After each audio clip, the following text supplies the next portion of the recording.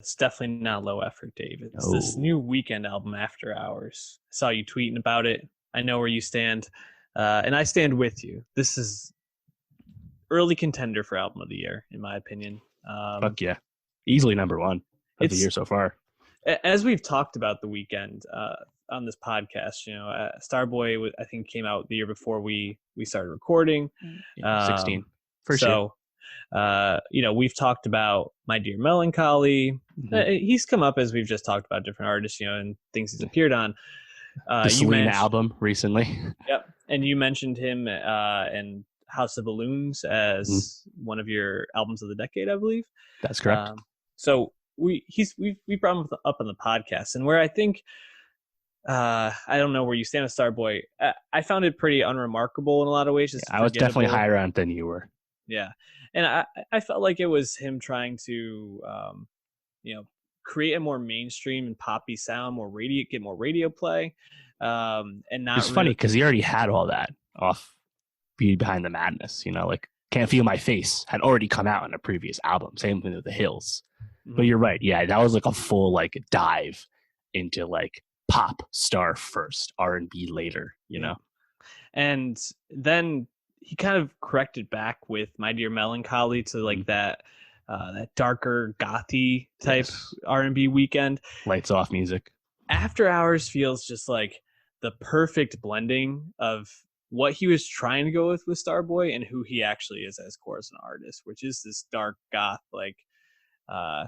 painted all black, man. Like that's who you are, but painted black with some glitter and some cocaine thrown in, and like you get this fucking amazing album. And Mhm. I've listened to After Hours probably like 5 or 6 times since it dropped on Friday, and I'm probably gonna listen to it 5 or 6 times more before we record next week. It's that good.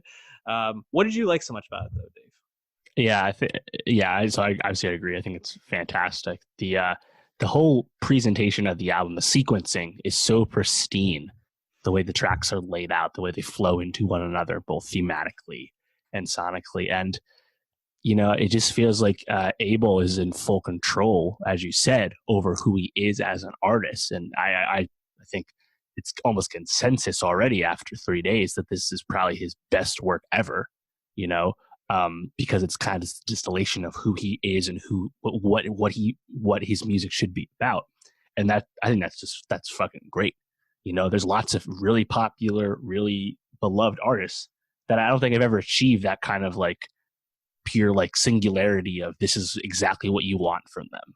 So that's great. But like at the end of the day, who is Abel Tesfaye? He's this hedonist, uh, masochistic at times guy that has a lot of shit going on in his life, and he's just gonna fucking empty his heart out to you.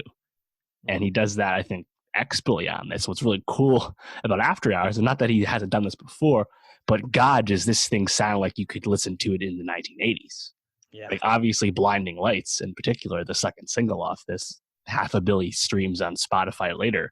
That's a song that easily could have fit right in, 30 years ago. I That's mean really that cool. Blinding Lights is going to be the soundtrack to the next Stranger Things season for Oh, sure. God. Wow. I mean, That's it funny. could be. It's going to be an Yeah. 80s song, but it sounds like they're usually period accurate. But yeah, you're right. You're definitely right. And I actually saw a lot of people talking about how it almost feels like Abel took the themes of Uncut Gems, of which he plays a version of himself in, of course, and he almost like ran with those themes and applied them to himself with this album, which is not something I ever considered a possibility when I saw Uncut Gems. I did love his part in it.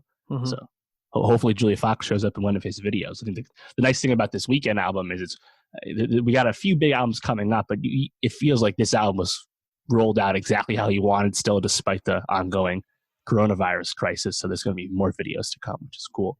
But yeah, man, honestly, this shit kind of just blew me away the first time I heard it. And there's other skips on this. I don't know if there are. And I never say that about stuff.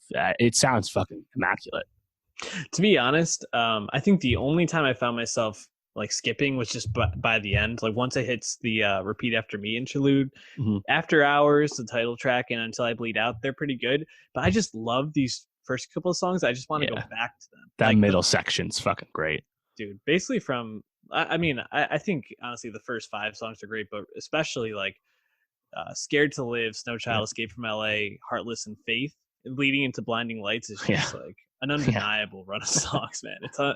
It's pretty amazing, and it it's so funny because I think the album feels so such like a collective, and all the songs together create something much bigger. But you can take any one of these songs and put them in another Weekend album, and you're just like, holy shit, that song fucking rocks. Yeah. Like you think about Scared to Live, and when Great. they pull in the Elton John Your Song interpolation, Yes. like what a fucking moment. I heard it, I was like, wait, is this really, like, I actually like stopped in my tracks listening to it. It was unbelievable. um or then you get to like Faith, which the lead into Faith, and then Oh, oh my god, the whole buildup is uh, right. amazing. Just can't say enough good about this. And I was trying to think like, how did he really hone all this? And then I looked at the producer, Max Martin, dog. Makes so Yep. much sense. Like he Yeah. Abel was basically just like, I need someone to help me take this shit to the next level. Let's just get the top Yep. producer in the game. And Max Save Your Martin. Tears, In Your Eyes, Scared to Live, all Max Martin, which I think is notable too because Scared to Live, that's a much more balladry song, a familiar type of song from The Weeknd. Yep. Think of Call Out My Name from My Dear Melancholy, which I think was the big hit from that. And as we said, getting him back in the right direction. But then In Your Eyes and even Save Your Tears, again, very 80s, very synth heavy, very Yep. 80s like horn arrangements.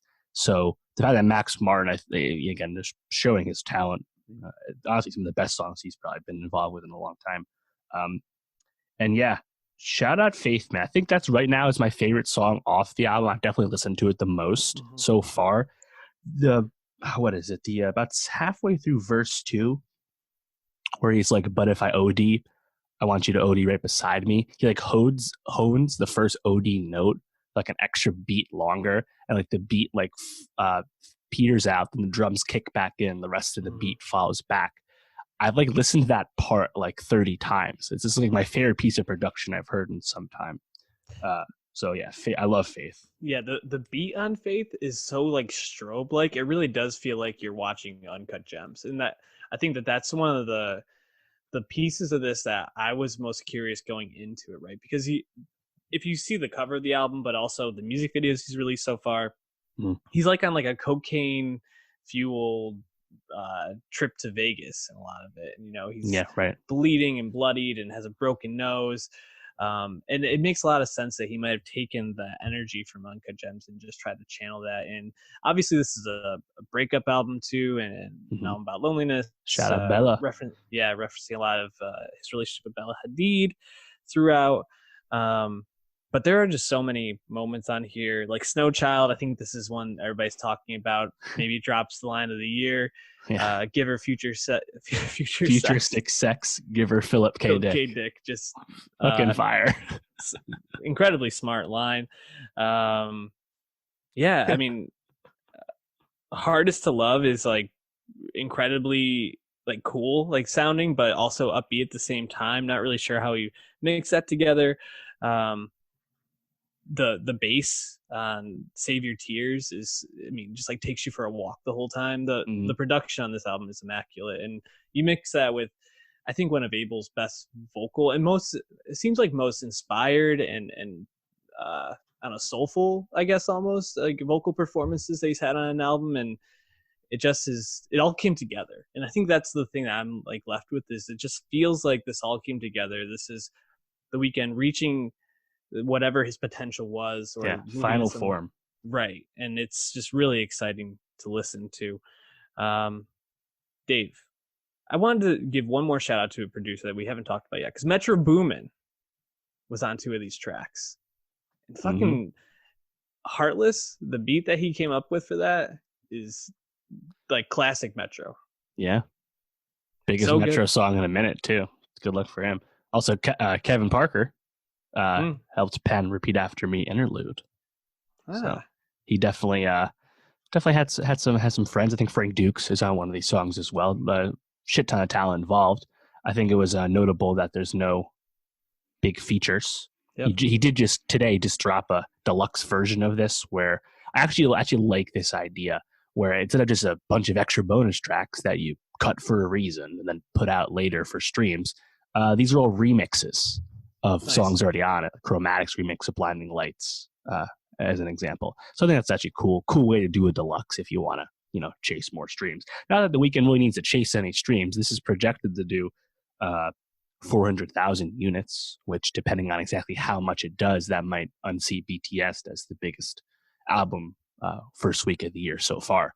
And that would actually, depending on exactly how well it does, that could be his best first week ever. So I think it will. I think that the streams are up. I mean, you look at the Spotify US chart, similar to Uzi, 2 weeks before, it was like 15 of the 20 top tracks in the country were Weeknd tracks. So it's obviously being rapidly consumed, and as we've elaborated on, for good reason.